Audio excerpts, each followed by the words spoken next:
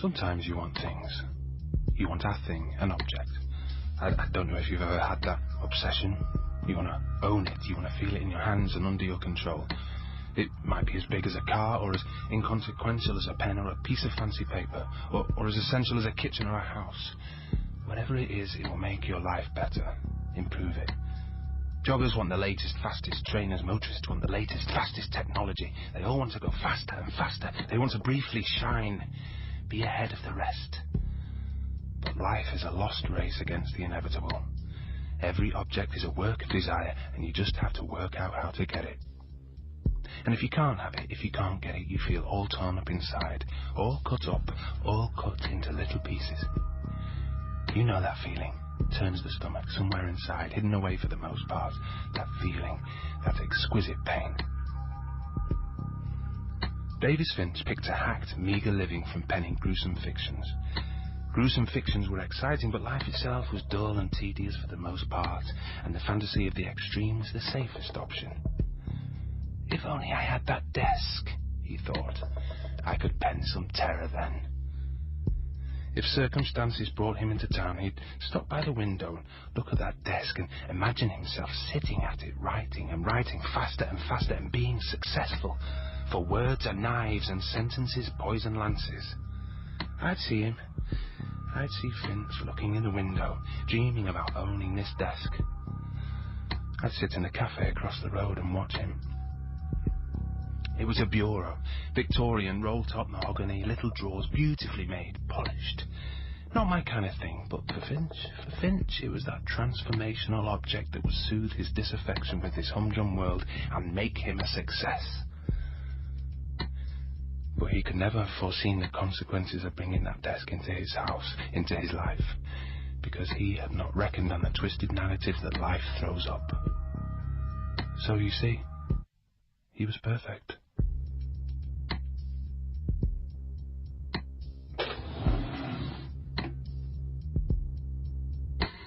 Yeah, but you know I want to write a novel. And? Well, how can I do that when I'm on the treadmill knocking out hack TV scripts? Because I want to have a baby, that's why. Do you think that's an either-or situation or a both-and situation? The latter. I'm not sure they fit together. Bach had lots of children and managed to write one or two good tunes. Bach? Well, you know what I mean. The one doesn't exclude the other. We need the money. Babies cry. Only if they need something, and not all the time. Sometimes they giggle and laugh and smile. I guess so. If I give you a baby, can I get that desk? A baby is not a thing. A baby is a being. A glorious little bundle of living, breathing joy. A desk is a remodeled tree. Of course, but... There is nothing to barter here. Silly thing. You'll be a great dad. And you'll spin a great yarn in your novel, too. Dad. A book about nappies. Why not, Dad? Dad? No. Dad. I mean, stop it. Stop it.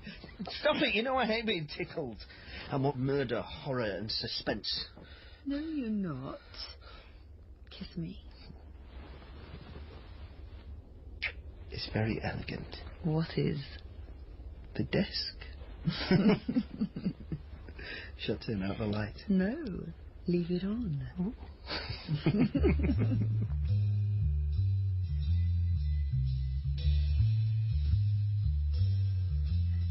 So, what's the verdict? Well, you have, how shall I put it, wandered off the brief. I've made some creative improvements to the plot, for sure, but... Davis, you're writing a script for a continuous drama. The plot's been agreed by the script editor. You've agreed to the task. All you have to do is join the dots, not rewrite the plot or reinvent the characters or add new ones. This gig's not about authorship. It's not the Davis Finch show. But the storyline was... What? Dull and predictable. He who pays the piper calls the tune. It's a job. You just need to play the game. Oh, sorry, I didn't realise it was a game. Oh, why do you always do this? I think I've got something to say here. I don't like it. Right. Well, then I'll change it. Well, there's no time to change it. Let me talk to him. There's been a misunderstanding. I'll explain. Too late. I'll join the dots. I'll play the game. Do I have to spell it out? Spell what out? You're fired, Davis. Fired? Yes. Sorry, but there it is. I put 3 months of my life into that episode. 3 months wading through the unbelievable script conferences where we examined and discussed ludicrous events. I sweated blood making the improbable probable, so come on. Give me a break. This is nothing to do with me. Idiots, the lot of them. Wouldn't know a decent script if it hit them in the face. I knew they didn't like me. Why do you always do this? It's not about you. I can't do this. I need the money. Well, you should have done what they asked. I did. Quite frankly, Davis, the fact of the matter is... Yes? You're unreliable, impetuous and egotistical. Well, thanks very much. You had a brilliant success when you were 27, and since then you have not lived up to expectations. This is business. Thanks for being so candid. Well, you need to get real. You make a product, we market the product, we sell the product, we farm out your skills. We make money out of words and ideas. It's the entertainment industry, not the Starving Artist Benevolent Fund. I needed that second half episode fee. I'm broke. Well, give me something else to sell. A novel. Really? Yes. Pitch it to me. Now? Well, why not? It's embryonic. Embryonic. Yes. Well, when you pop out of the hole, send me the first 5 chapters. It's about a washed up, half-pissed, no, well-pissed, and well-pissed off TV writer who gets bumped off yet another job and goes to drown his sorrows in a cheap pub where he meets a complete stranger. They get lashed to a mast as the sirens sing and he ends up in some dodgy council house, drug-fueled house party where he takes too many Class A's and he wakes up in the morning in the bath with a girl. Except the girl is stone cold and the bath is full of blood and the door is wide open and the house is deserted. He does a runner, and when he gets home he writes up the experience and the words fly off his pen like a man possessed because he's writing from experience. Spurred on by his rush of narcissistic excess, he becomes more and more obsessed by journalising his sadistic adventures and serialising them in glossy magazines and reading about his exploits in the pages of the press, and he gets off on the media frenzy. Ooh, sounds good. It sounds ludicrous. The market for that stuff, don't knock it. So you want me to live a life of crime in order to meet the appetites of the readership? Don't be stupid, it's fiction. Is it? Desperate people are the easiest to rescue. They are eternally grateful at first, trying to escape from what they have constructed. He had this image of a roll of chicken wire, and wrapped in the middle of the roll was Finch. Imagine that. He could see, but he couldn't get out. Imagine a wall of gabions, and inside each a Finch. He could only go where the delivery van was going, only be part of the wall someone else was constructing. The desperate are no longer in charge, and Finch was desperate. He just needed a helping hand, and I was happy to extend mine.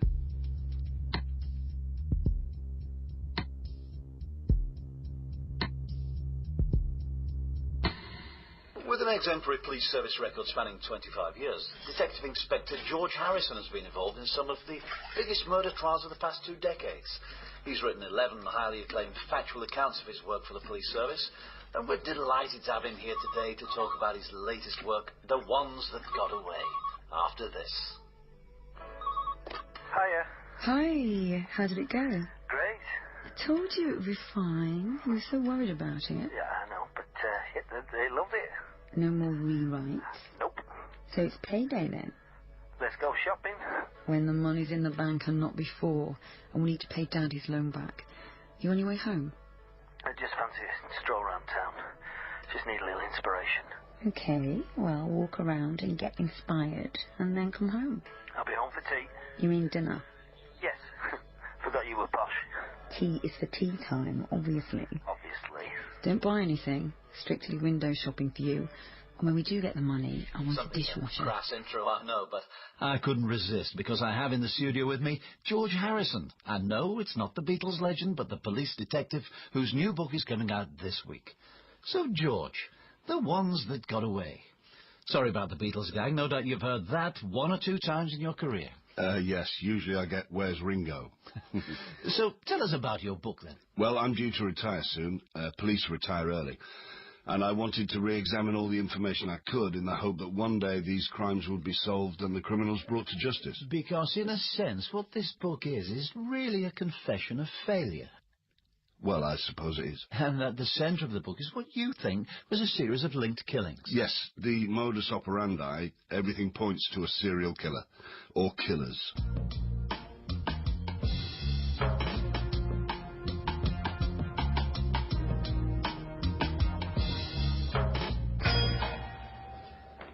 Good morning. Good morning. I've come to ask about the desk. Yeah, nice thing, that. Victorian. Where did it come from? You want provenance? Just looked like it belonged somewhere. I got it from a dealer. Don't know where it comes from. Antique shops are like bus terminals. Stuff comes in and stuff goes out. A terminus. Yes, well, if you say so. Destinations and departures. Very good. I've always wanted a roll-top desk like this. A bureau. Yeah, they are popular. What line are you in? Not that popular. I've been watching that one for weeks. Writer, I write. Oh, what kind of things do you write? Do I have to answer that? No, just curious. Cops and robbers. True crime. Well, true-ish. Made-up crime based, if somewhat obliquely, on real events. Isn't everything. Although we always say any relationship to persons real or fictional is entirely coincidental. Trips off the tongue. So it's all a blur, actually. Really? Really. A desk like this should be an inspiration, then. Well, we all need that. Take a seat. How does it feel? Great. Did you ever have that feeling of complete knowing? Exquisite clarity, exquisite vision. That in a sense that, regardless of life's vicissitudes, everything will turn out well. A prayer answered. As soon as he sat down at the desk, he was in a different place. Transported to another world, and sadly for Finch, but happily for me, it was not a world of his making. It was a world of someone else's making, mine. The desk filled his head with pictures and filled his heart with vanity. It was electric, powerful, omnipotent even, and Finch was fluent in his resentment. He knew exactly what he had to do. The desk gave him the power. He'd pen a vicious narrative, he'd slaughter them all. That's what he thought. How much is it? 500.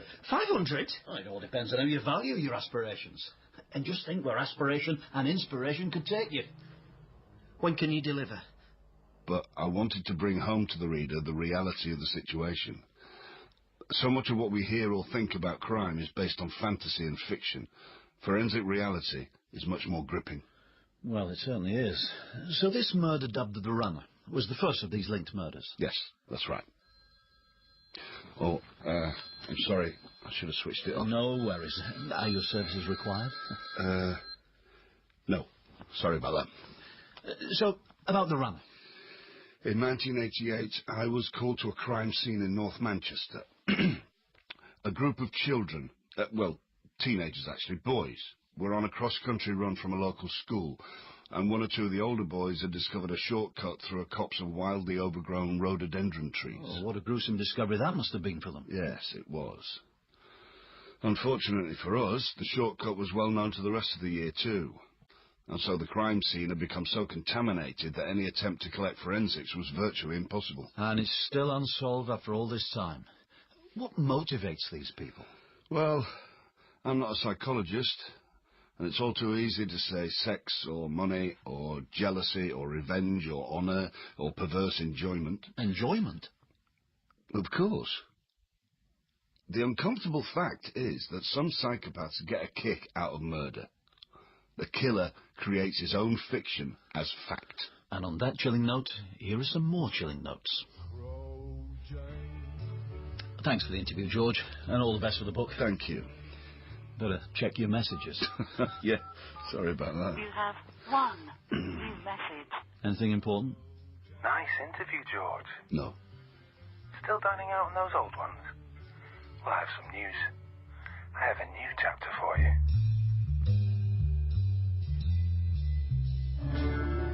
What's that? A desk. I can see that. I bought it to write on. So it seems.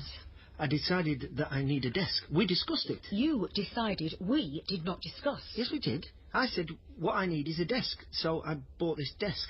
And on this desk, I am going to write something. Is the money in the bank yet? What? The money from the script, is it in the bank? Yeah, any day now. Why not just say, no, Rachel, the money's not in the bank? I'll speak to Valerie, give her a nudge. You know what she's like. Why do you lie to me? What? You told me that they thought it was great.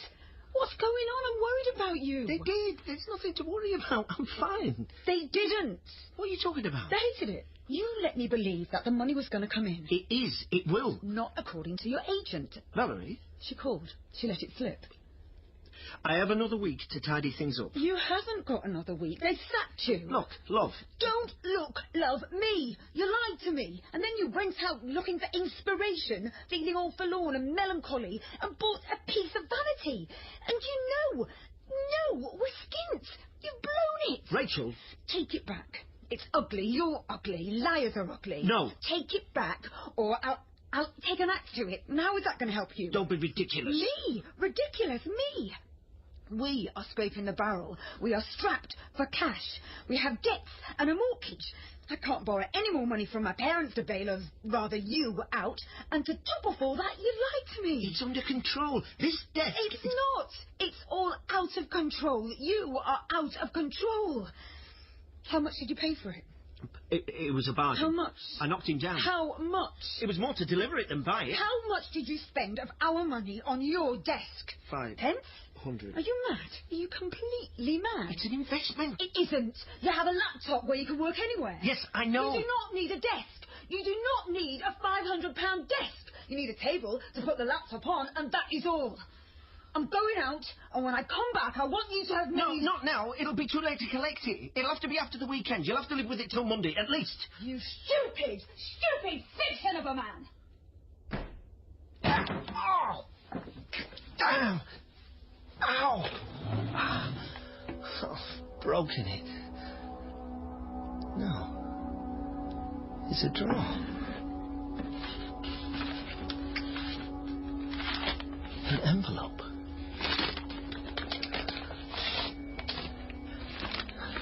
Manuscripts. Today is the day I go killing. What the hell is this? Inspiration drops from heaven. Plop.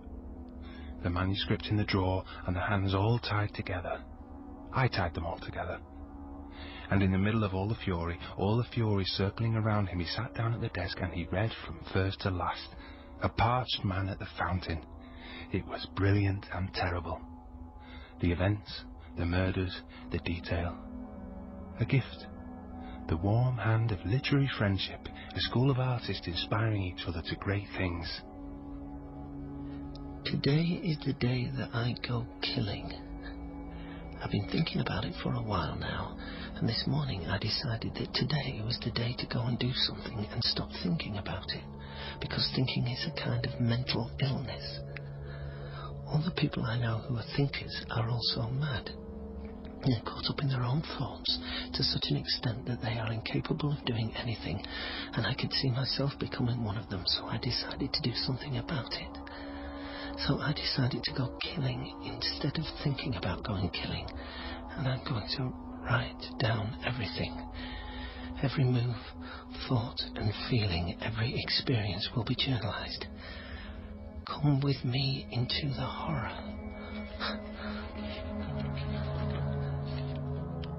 He couldn't put it down. He held it in his sweating hands. It was everything he was looking for. Well, not everything, because it was just the beginning of a book, the first 5 chapters, but it was enough. He took a pen and wrote his name on it. Then he took an envelope and wrote his agent's address on it, and posted it to her.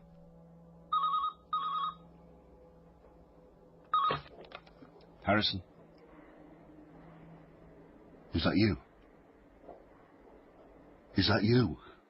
If it's you, just tell me where you are and I'll come over. I'm ready. Ready for what? Shit.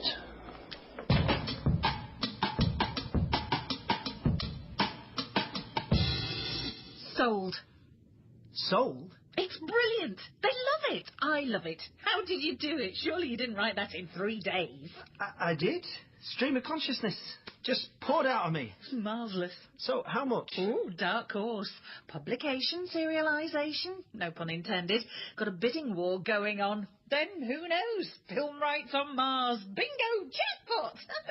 Brilliant. Finch, you are brilliant. I could kiss you, but I'm not going to, ever. You sold it just on those 5 chapters? That's how things are done now. It's a tease. Starts off a juicy bidding war. So, how much? Oh, I reckon 6 figures. Up front. Wow! Yeah, and that's without the translation rights. Move over, PD and David Peace. It's a completely new voice for you. And the detail, oh, gruesome. They love it. They love it. I don't know how you did it. Did you sell your soul to the devil? Did you stand at the crossroads and make a pact? I think I did, yes. It dropped into my lap. Well, you're on a roll now, Finch, so get stuck in. Sorry? Well, you've got to deliver the rest of the book, darling. Get up early, get busy, don't lose the muse. Yes, the muse. I better get back to my desk and work on the rest. You do that. Chain yourself to the desk.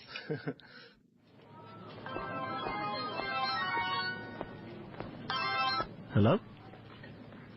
Did they like it? Who is this? Did they like it? Yes, they liked it. I knew they would. Is it real? I used to work in an art gallery. I used to sit on the chair and watch the people come and go. They only had 2 questions. Is it real? And how much is it worth? So now it's my turn. How much is it worth? A lot of money. I'll come knocking on payday. I need the rest of it. Where's the rest of the manuscript? You already have it. What do you mean?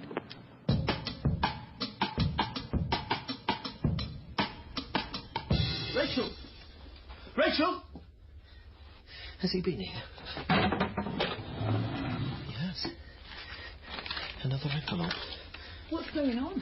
Have you been in all day? You know I haven't. Have you been in my desk? Why would I do that? Did you lock the door? Of course. What's going on, Davis? Nothing. I'm just having a moment. You're actually really weird. What happened with your agent? Well, everything's fine. It's all going ahead.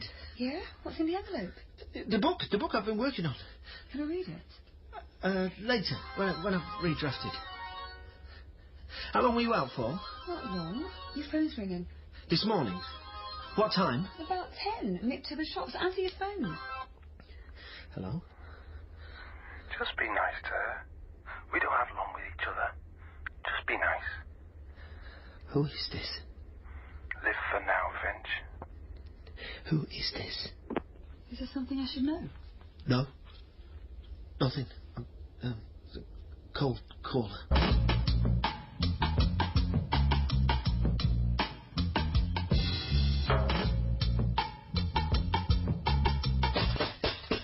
What's going on? Why are you changing the locks?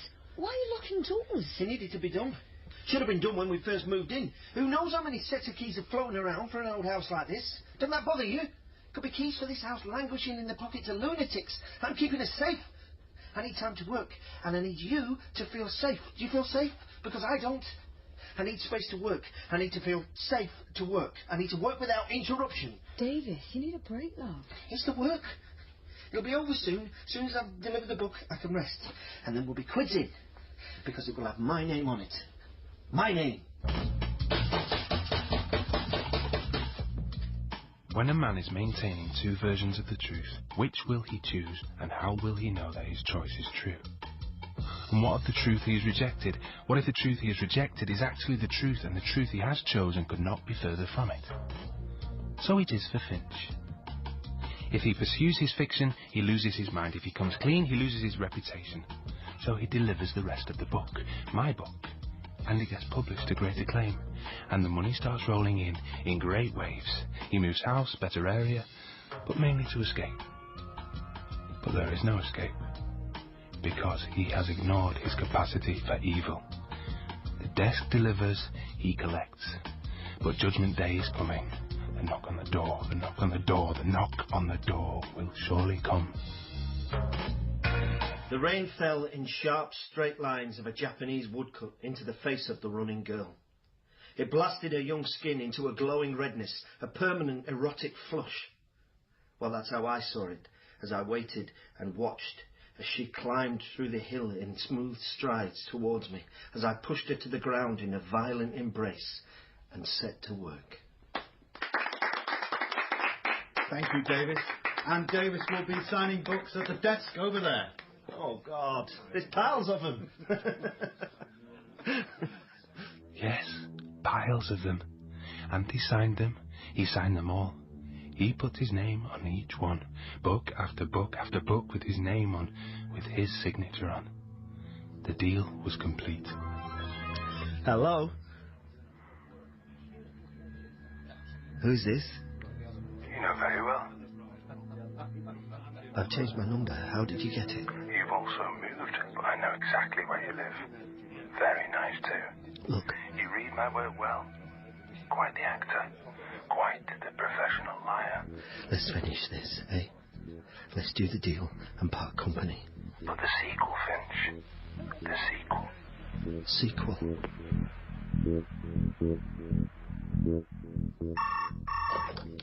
Hello?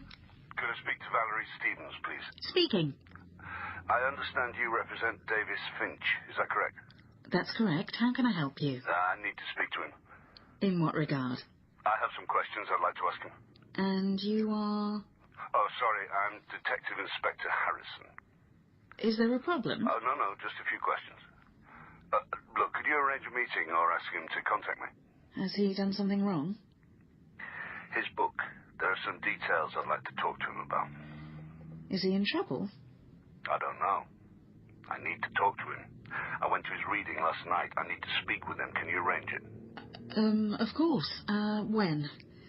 Today. I need to see him today. I've read your book, Mr. Finch. Would you like me to sign it? How did you come by it? What do you mean? Sat at my desk and it revealed itself to me. Really? I sat down and I wrote as it occurred to me. Did you?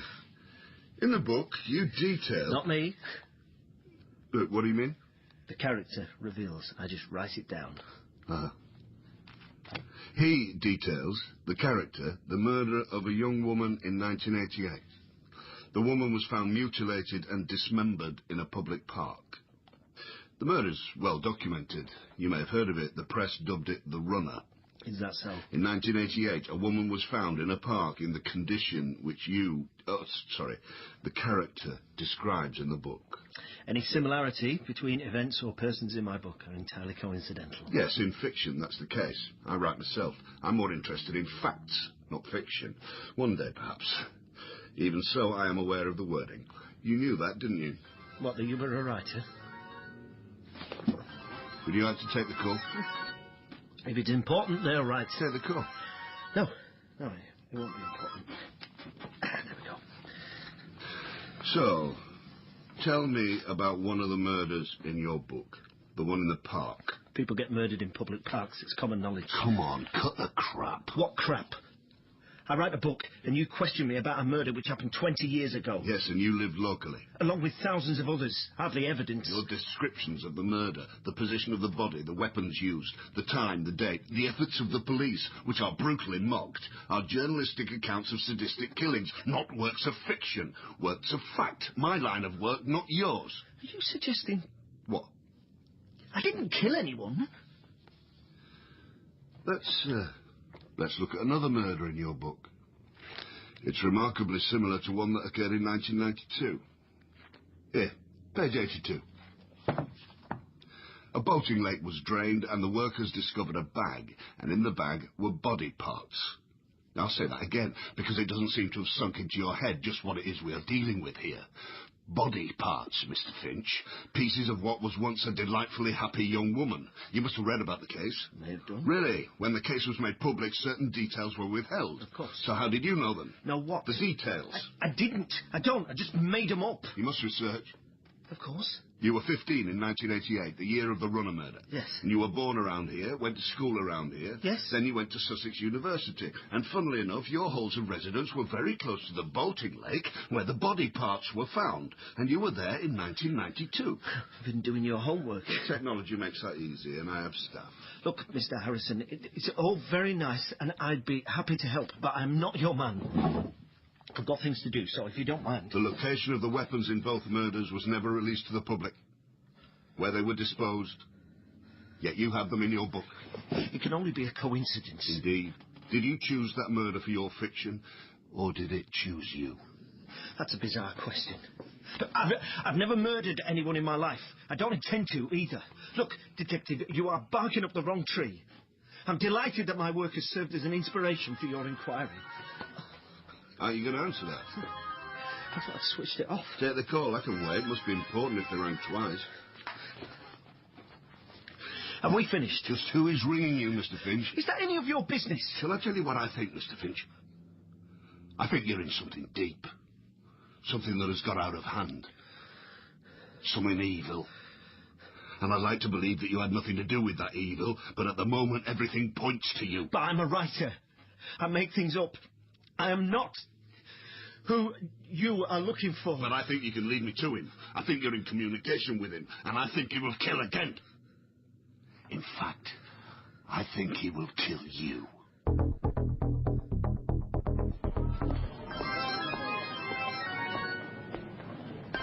Hi, Rachel. Did you have a good heart-to-heart? Did you tell him everything? Where's Rachel? Oh, she's fine. Lovely-looking woman. Have you got Rachel? If you touch her, you lunatic. What did you say? Please don't hurt her. I told you I knew where you lived. You need to clean up your desk. It's a tip. Papers everywhere. It's a wonder you can work. Look, I'll do anything. Where are you? All in good time. But I have been to your splendid new house.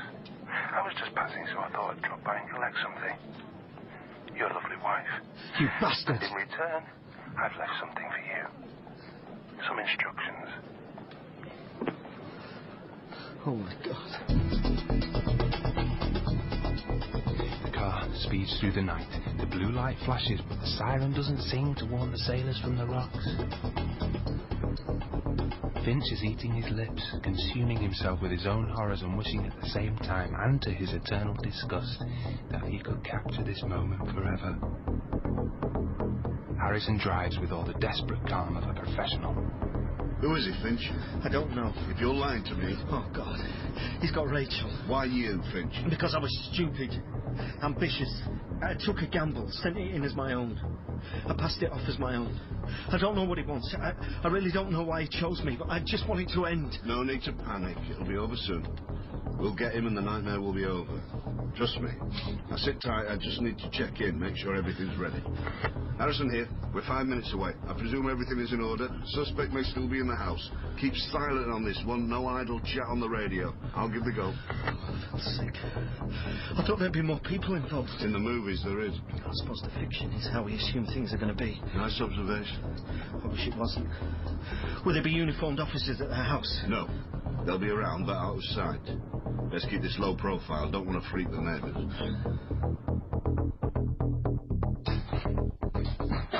Hello? Hello, Rachel? Nobody here. How do you know? Back door's open.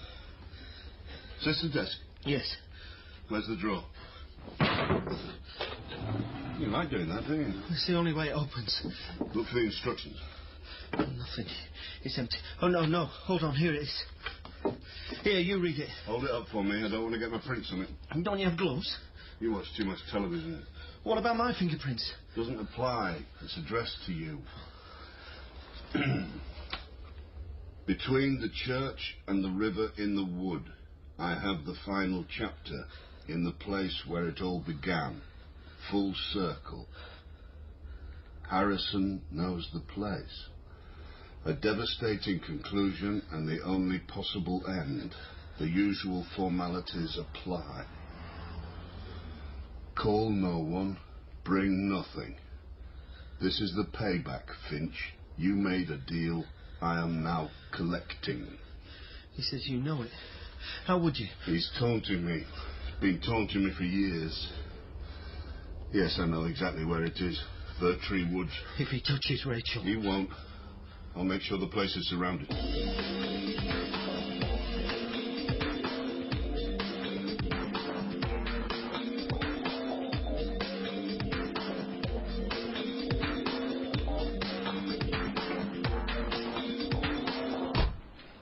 You go down ahead of me. I'll give you a head start. I'll be watching you. I'm right behind you. Are the team in place? Yes, everything is going to plan, believe me. But if we know he's here, then why not just go in and get him? He'll escape. You need to meet him. So I'm the bait. You want to find Rachel, don't you? A helicopter would be good. I usually complain about police helicopters, but tonight I would really find the roar of an engine a comfort. It's on standby. It'll be here within minutes of my call. Look, I'll call now. Harrison here. Get the chopper on standby and make sure the whole team is on alert. I'm sending him in. No sirens, no radio chat until I give the go. Feel better now? No. Just go. Shouldn't I be wearing a wire or something? Told you you've been watching too much telly. Just go. It'll be over in minutes. As soon as you flush him out, we'll be there.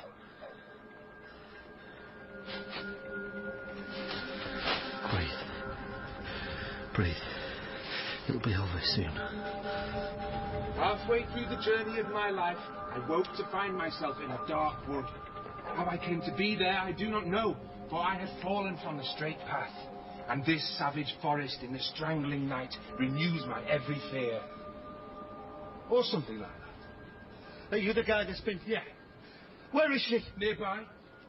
What do you want? I want nothing, it's you. You wanted all this, the success, the fame, you stole it. You gave it to me. You could have refused. Did it never bother you that you were making money out of real events? I didn't know. Oh, come on. Where's Rachel? You can't get away. The place is crawling with coppers. Well, not exactly crawling. I told you before, she's nearby. Take me to her. Release her. Take me. Rachel! Rachel! You'll never get out. I'll kill you. I don't know about that. And don't worry about your lovely wife. She's... well... Why? Why did you do this? You were perfect. What? You're caught, mate. You're caught. Do you hear me? Harrison! Harrison! I've got him! Harrison's here. He's got coppers surrounding the woods and a helicopter. You won't get away. Quiet helicopter, is it? I mean, very quiet. In fact, so quiet as to be non-existent. He's on its way. No, it's not. Harrison, thank God. Get him. Get him, then we can find Rachel. Evening, George. Hello, Morris. What the... It was fun, this one. Required a lot of plotting. It's easier to write about what you know. I like facts. What the hell's going on? Do you want to do the honours or will I? Not yet. I'd like to watch, record it all. Everything fits rather nicely. You, Finch, are technically connected to all the murders. We've been looking for someone like you for years. Oh, my God. I've been set up. You could say that. Are you going to kill me? You're going to kill me? Oh, God. Stop whining. So it was both of you. You're both involved. Not initially, but you got to look after family. Family? George is my big brother. Aren't you, George? Yes. Your brother? I've always looked out for him. Even when I've been bad? Morris found you. Watched you for months. Did his homework. Don't move. I will shoot. You're a policeman. I trusted you. Do the speech, George. Do the speech. Shut up. It's not a magnum. Do it anyway. I love this game, George. Fiction in the making. You've got to write about what you know. Rachel! Under the twisted canopy of the night, my victim went running. Calling out, a man possessed. Whipped by the brambles, he runs into the wood, runs for his life, runs to escape his life, but George and me follow. Hound him deeper and deeper, taunt him with wolf calls and the thrill of the terror. We herd him closer to where we want him. His fate, his beloved.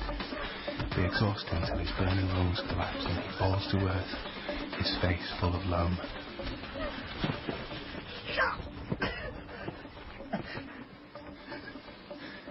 Good effort, Finch. Any final words? Let me see Rachel. Let Rachel go. Let me stand. Let me stand. Let him stand, Morris. But no moves. I've got to go. Rachel. Where is Rachel? Can't you see her? She's behind you. My God! My God! Rachel!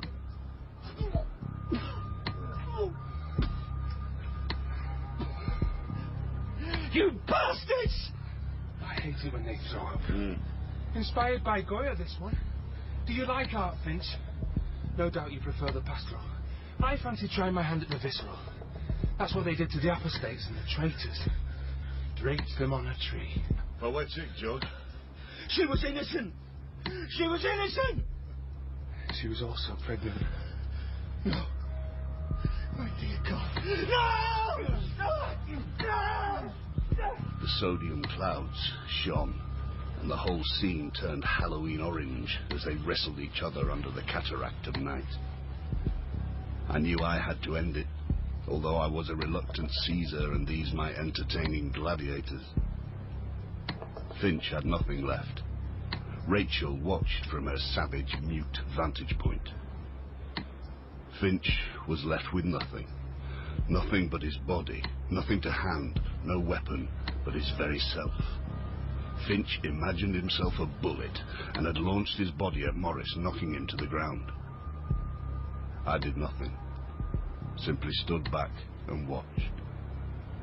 The writer and the killer wrapped themselves around each other as desperate as love itself, in the violent dark of the wood, in the stench of the loam and the leaf mould, until each was indistinguishable from each. Finch had gambled that I would not shoot my brother. Morris was shouting now, "Get him off me! Get him off me!" But I let justice run its course. I watched.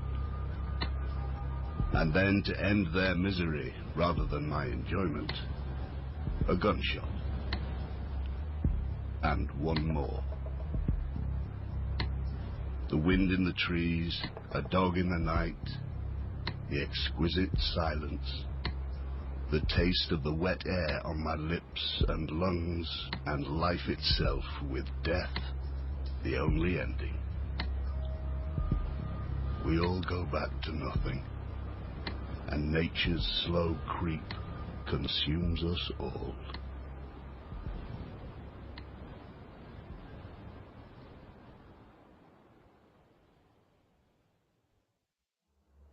And it is a pleasure to welcome back retired Detective Inspector George Harrison.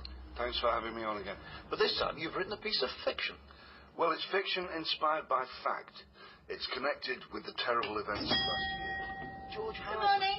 Good morning. Let me just turn this off. Oh, isn't that policeman's book? I read about it in the paper on Sunday. That's right, yes. It seems to have captured the public's imagination. I'd like to write a bestseller one day. Wouldn't we all? I was wondering about this desk. Yeah, it's a nice piece. Do you know anything about it? No, nothing. Things come and things go. A writer's desk. A desk with a story to tell, I bet. And what would you write? Oh, I don't know. Something about real life. Oh, a desk like that can serve as an inspiration. Indeed. Take a seat. Try it out. Get a feel for it. When can you deliver?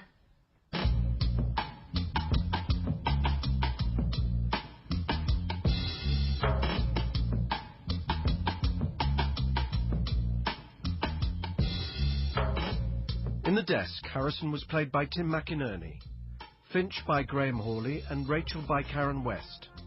Morris was played by Greg Wood, Valerie by Melissa Jane Sinden, and the shopkeeper by Russell Richardson. The Desk was written by Andrew Redman and produced in Manchester by Gary Brown.